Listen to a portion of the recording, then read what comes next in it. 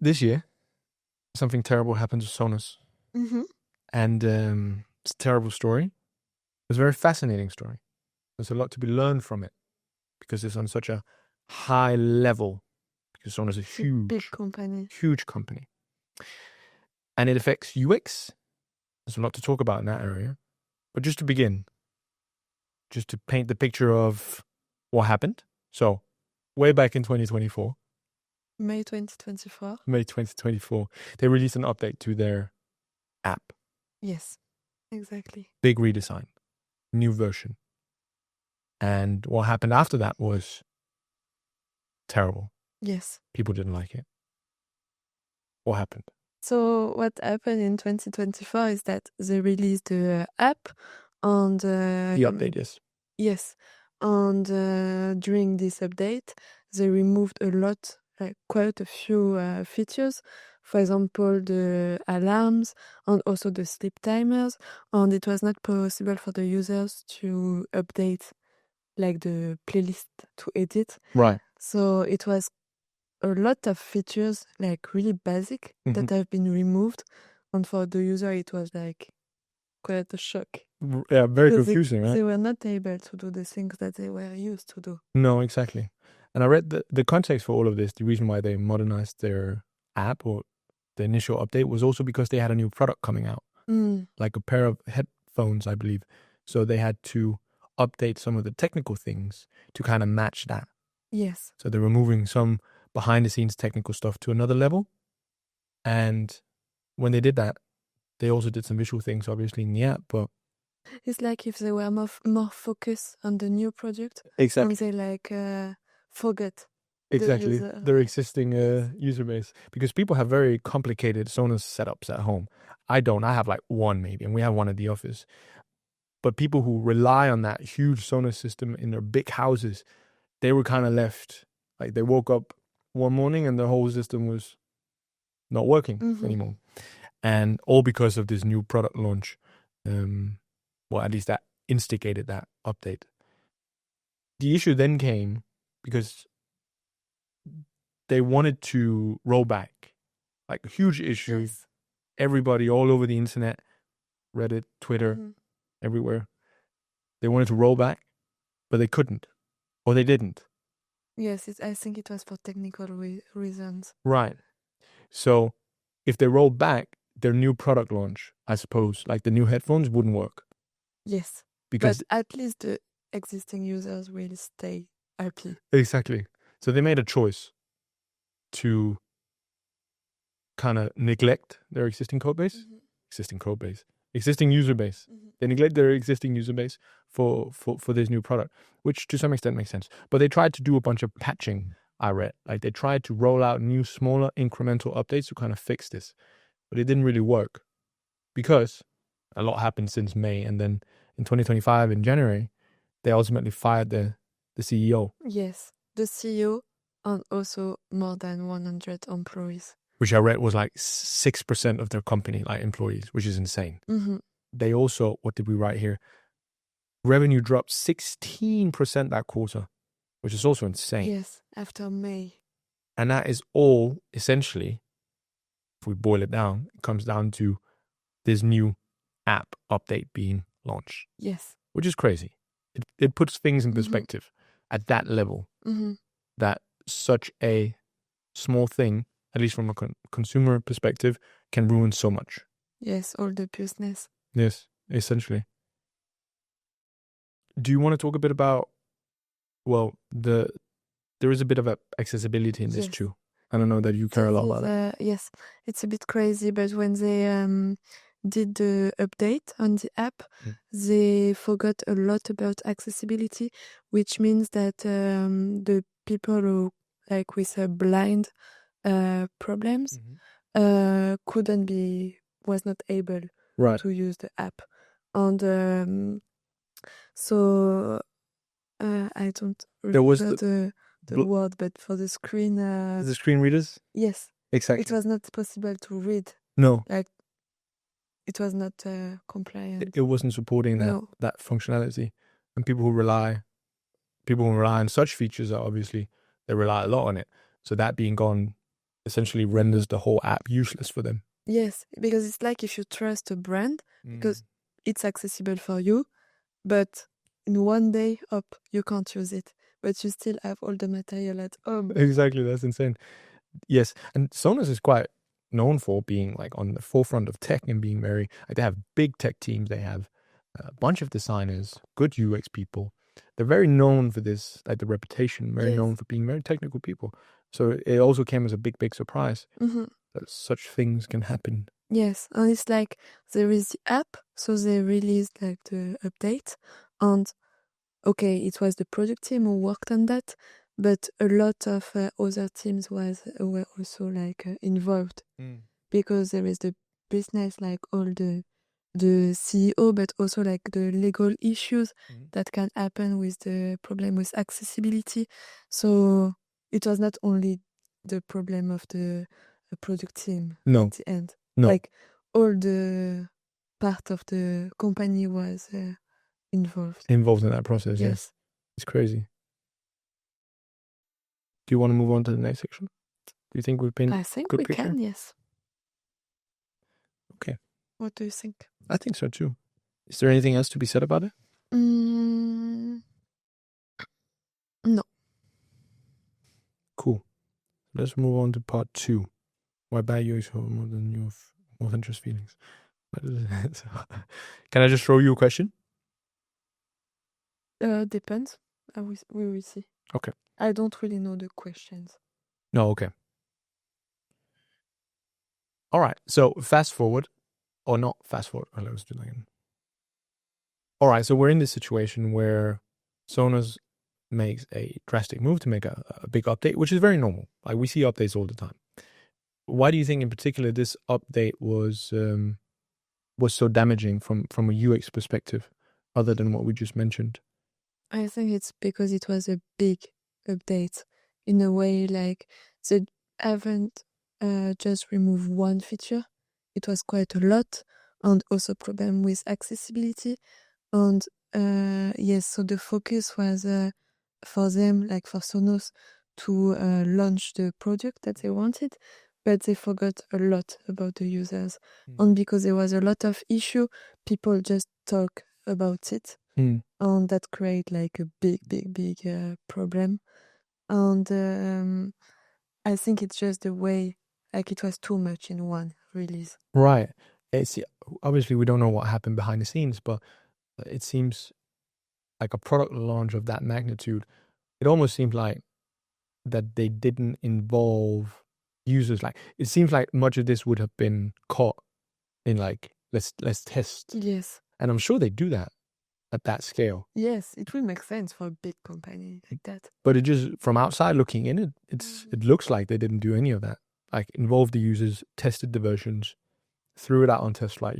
Having like this sort of process and these mechanisms. Yes, I think it was also maybe more the excitement of like the new product. Could be. So they really designed it like for this perspective. Right. So not for the users and the existing users. For sure. That's true. That could be because it was a very exciting product, essentially a pair of headphones. That's not something they've done before. So yes, but also like if you like maybe the main users of the app are not the users having the earphones. Right, exactly. Like it can be if you have a big, like a lot of speaker in the house. Or... Sure. Yeah, exactly. So there might not be the same audience you're targeting or the same people. I think honestly, also, I think it's a way for Sonos to position themselves in a market where they're not there right now, and we have Apple headphones and we have all these very premium headphones. So for them to enter a kind of a new area in the market of sound and audio. So I think to some extent you're right. Maybe they had tunnel vision in terms of just focusing on that specific audience. But it seems like the user were not completely involved in the process. No. Talking about users, so obviously UX plays a huge role in the end user experience. But if we kind of just take a look at like internal stuff for a company like Sonos, so obviously everybody went crazy and everything turned out pretty bad. I imagine like a customer service unit or like internal factors. there must have been a lot of bad stuff happening internally too. Yes, of course. I read that there were a lot of tickets, like for the Support support tickets. team. Yeah. So it was a lot happening in. I'm not sure this team was part of the 100 employees. I don't think so. But yes, it was a lot. Also, I think the product team, because they didn't expect that at all. So it was a big surprise to have this. Normally, when you release like the update, you are lucky with the work you've done. Right. And when you see that, I think, yes, internally it was a disaster. Exactly. So one thing is the customer support, obviously focusing, maybe getting more people in, bigger headcount to kind of support the support tickets rolling in. But also, I think something that's very interesting is we have all these product people who now, instead of looking to innovate Sonos as a company and as a product, they're now spending all their time and resources on just patching like this immediate problem and fixing the mess that's just been created. So in a period of, let's just say, from May till 2025, like 2024 Yes. to 2025, so many hours of work kind of just disappears from innovation. Yes. And goes into something that could have been potentially. Avoid. Exactly. I mean, that is also worth considering when we look at what they lost. Mm-hmm. They lost a lot. We talked about the 16%. yes, revenue. Yes. Trust. Yes, a lot of trust, because also, like, if you are an existing user of Sonos and you are really happy with like the app and the products, and something like that happen, it's like if you lose all the trust that you had like with this brand. For sure. So, and you also talk about that with your friends, your family, so the reputation of the brand just drop Exactly. a lot. And that is so important to have that good brand, especially in something where you're kind of locked in. Like you kind of choose to use Sonos. If you choose to use Sonos, it's quite expensive. You buy a lot of it. You're locked into that. You don't just change that. It's like being an Apple user or an Android user. But I also remember it's not related to Sonos, but you said that for one speaker brand, they were forced to use an app to listen to music. That was Sonos. Oh, it was Sonos as well. Sonos historically have made some very poor design decisions on not necessarily the UI or the app, but the way for users to use their software. So initially, they created actually the brand awareness was to everybody I spoke to who didn't have a Sonos, and every time I said I had a Sonos, there was a big issue of they heard one time that you can't use it with Bluetooth. So you can't just connect anything to it. They heard that long time ago, and now you can use Sonos with other softwares. Exactly. Like, just Spotify, for example. But that's stuck. People in their minds, they keep that. It becomes very sticky. Yes. That information, like bad things, obviously. So of course, if they heard that the CEO of this company has been like quit of I don't know what happened because of that. Yeah. Update, they will think, okay, what's happening? It's so exactly. It's weird. We don't want. No, we don't want to buy more into this ecosystem of audio equipment, or we look elsewhere now to, okay, who else is making good quality products in the space? Yes, because it doesn't sound stable at all. No, like I've invested this amount of money, I won't continue. Let's look elsewhere, and that's how you lose market share quite quickly if your app experience is terrible. Or in Sonos' initial example, where people didn't want to buy it simply because they felt like they were getting locked into this ecosystem because they couldn't play music directly from Spotify. They had to use Sonos' app. And at that point, the app wasn't very good. I mean, Spotify had perfected the UX over a long, long time. It was just great, second nature. And then Sonos kind of do a mediocre job in creating something that is very similar to Spotify, but not quite. So I'm sure there was technical issues initially related to that. Yes. But still. But also choices. Sure. Like, let's create... I could imagine people would think, let's take ownership of this space with an app. So let's get our customers in on our app. And it sounds very exciting. Let's create playlists and all of it. But... people Yes, they don't want to commit, maybe. They don't want to change either. We love Spotify, you know, or whatever you use. So it's some interesting decisions from Sonos throughout the years when it comes to building software. Yes. But ultimately, all of it falls back to the user experience, how we treat that user experience from a technical perspective too. It all blends together, the choices we make when we build those products. Yes, and it's also easier to, okay, you buy your Sonos, you first use the app, it's great, so you are confident with the product, the brand, the app, and after when something happen like with the release, it's like you lose all the trust, but it's also complicated for Sonos to do a step back and to like build this trust again with a user who has lose the trust For sure. one time. The trust thing is so, like, you can be at a place as a company and where you're allowed to make fuck ups or mistakes on account of the end user, just because you've built up this trust over such a long time.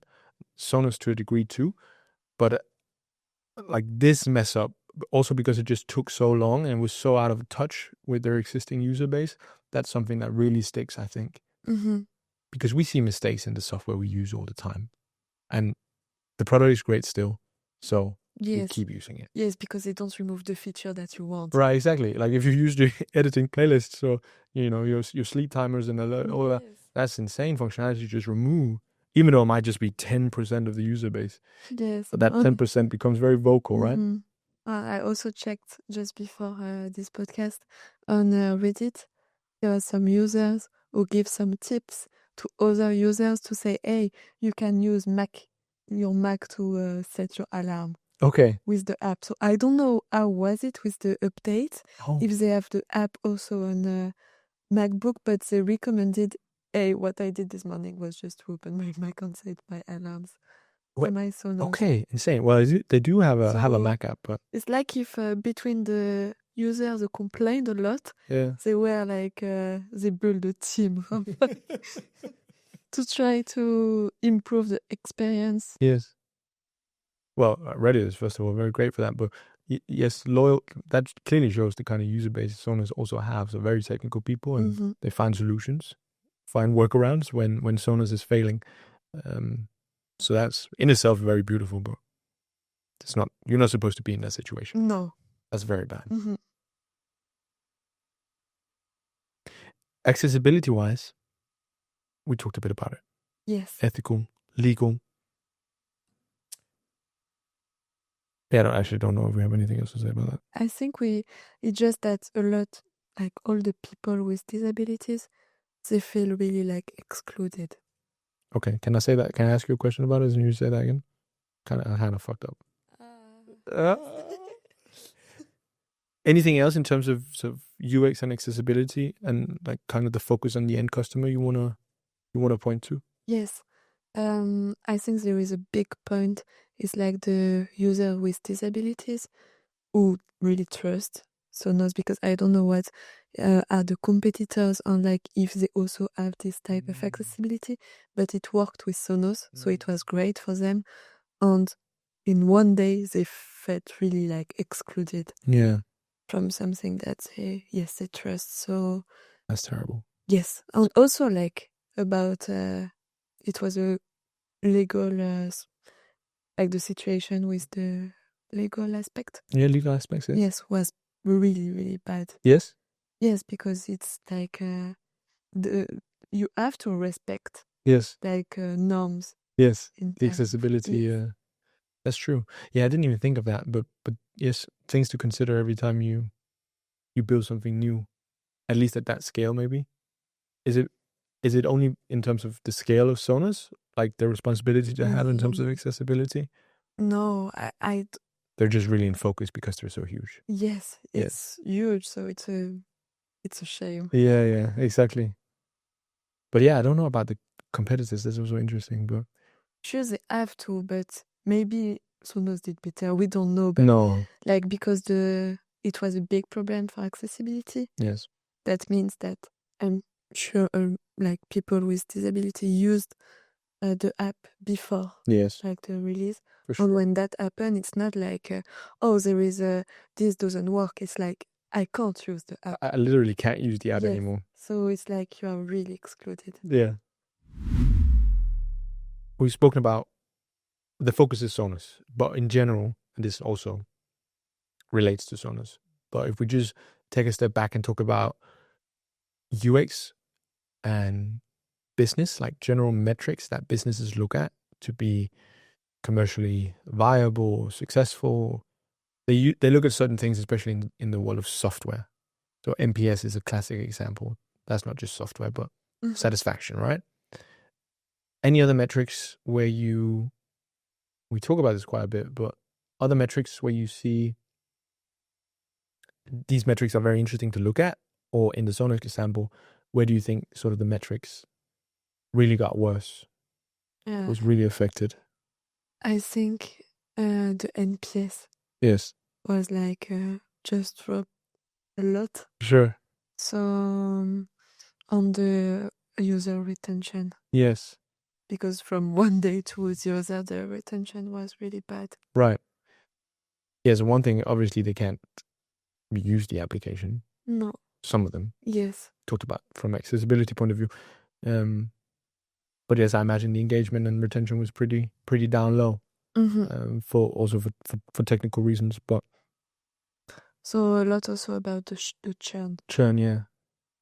And that's kind of interesting in the Sonos example, because Sonos are obviously, they have hardware, which obviously is a good way to reduce churn in general, because you have a piece of expensive hardware at home that's kind of tied to this experience. So UX might not be, you're a bit more okay with mistakes. But it's also something like, if you have maybe if Sonos didn't have a product, the problems will have been less important. Sure. But because people have products, yes, they kind of like, they have to stay with the app that they can't use maybe anymore. Exactly. Yes, they're not just running away. No, but they don't use it in the same way, or like they are really constrained. Right. And I think if you're Sonos and you look at, sure, now churn is fine, we're not really losing users, especially not those who are more committed with bigger setups at home. But maybe if you look over time in terms of lifetime customer value, for example, like how much people individually spend on Sonos, I could imagine that dropping, because you see a lot of loyal people starting to distrust because of poor UX decisions or because of poor product decisions in general. So they stop buying, and therefore their general value they put in the business of buying hardware, for example, drops dramatically. I could imagine. Yes. So just looking a bit above and beyond like the classic metrics, especially when we have hardware, I think is... Yes, that's interesting. Is the perspective to look at. Because if it was just a regular SaaS solution or just Spotify, like if it was just you just software, go to the competitor. You jump to Apple, free trial, let's go. You're happy with... I said the barrier to doing something else is obviously way lower. But Sonos have this... they have this little thing that keeps people around. I think they call it stickiness. So that's very interesting. Good for them, I guess, because I'm sure that dropped quite a bit. Yes. If it wasn't because of that. Yes, and also, all the ratings. Yeah, the ratings, yes. We talked a bit about that with the... One thing isn't like internal scores and like how happy are people, but like public ratings. Yes, Trustpilot. You pulled out Trustpilot, that was insane. I saw, 1 and 2. 1.2 or something? Yes. Yeah. App Store ratings. They're good now, as you said, right? Now we just checked before and it was 4.4. That's great. That's excellent. But as you said, maybe it doesn't count. No. With what happened during this period. Oh, exactly. Because the score resets, or you can make it reset after each update in the App Store, for example. So it doesn't really paint a picture of how bad it was back then. Yes. But in general, yes, it's just the image that you have about the brand. Exactly. Especially with this public score. Yes. When you see that, you're like, oh, wow. Exactly. what is this brand? Or like, what is happening? Exactly. Yeah, that would definitely turn people away from buying something. Yes.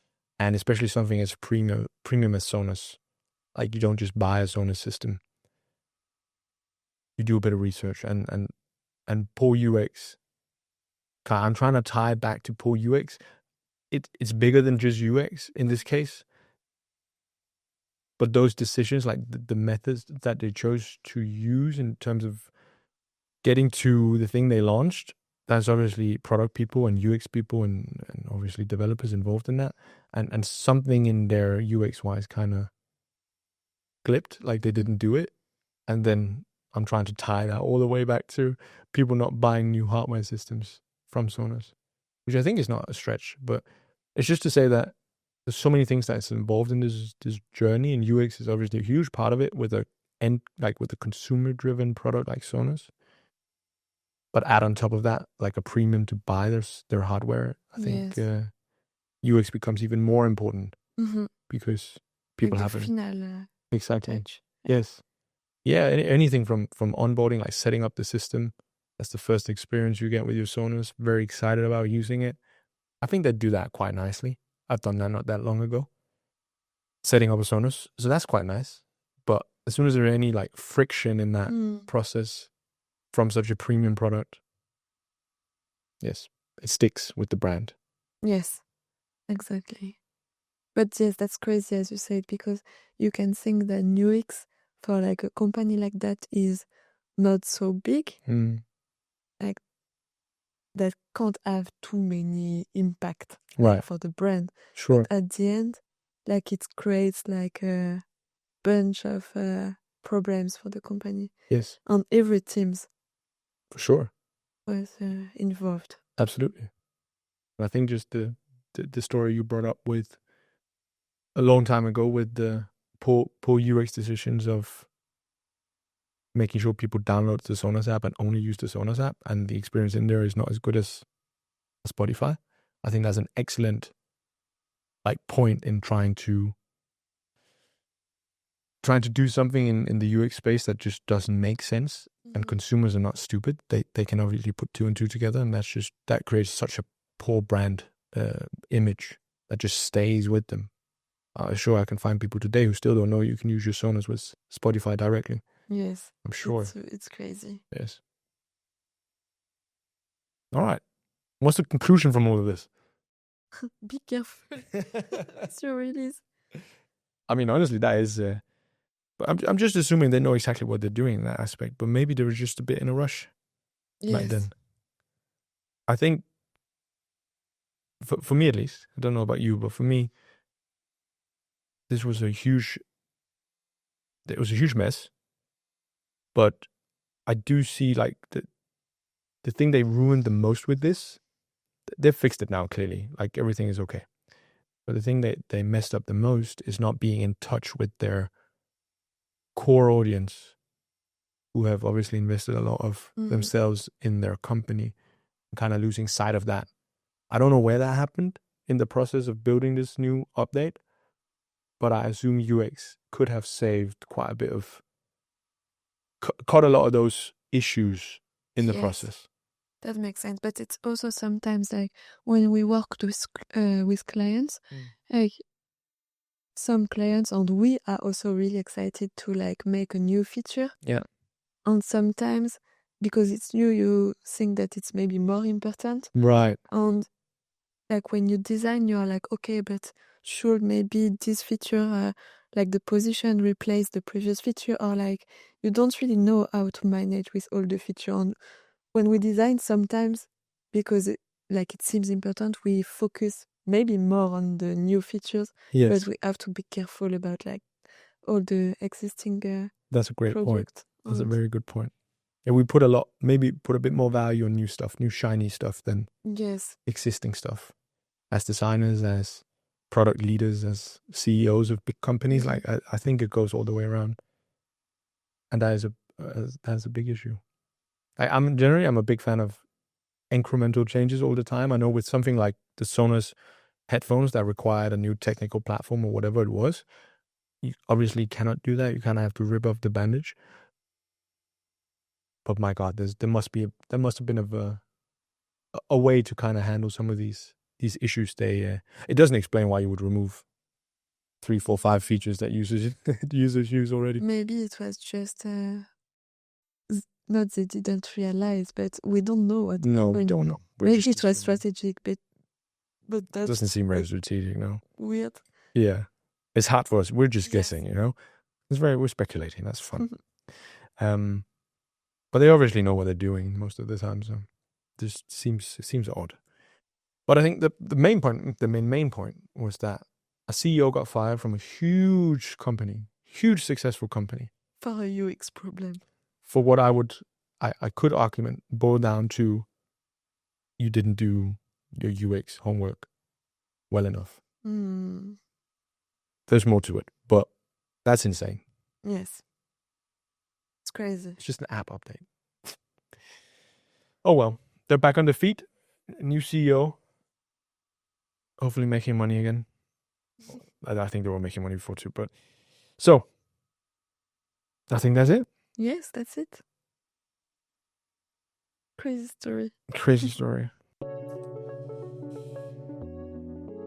Great fun talking to Stephanie about this huge news story. It's specifically interesting for us because it's in the space where we do our daily jobs in terms of UX, in terms of rolling out big major updates to existing customers in this app space. And there's a lot to learn from this story, and hopefully you saw some of our perspectives in the podcast episode. But I think what stands out to me is UX maybe being treated as not this key step in the process of rolling out such a huge update because of a new product launch. And just even the maturest of companies can make these mistakes if UX is not like a key part of that journey of major updates or new features or new products. So I thought that was very interesting and generally a great takeaway when we start doing redesigns of existing functionality with such a loyal and huge customer base. So test your stuff, I think is the main thing. Obviously, test your stuff, speak to people, and hopefully you should be able to avoid some of these things in terms of accessibility issues or removing key functionality. If you enjoyed this episode, let us know.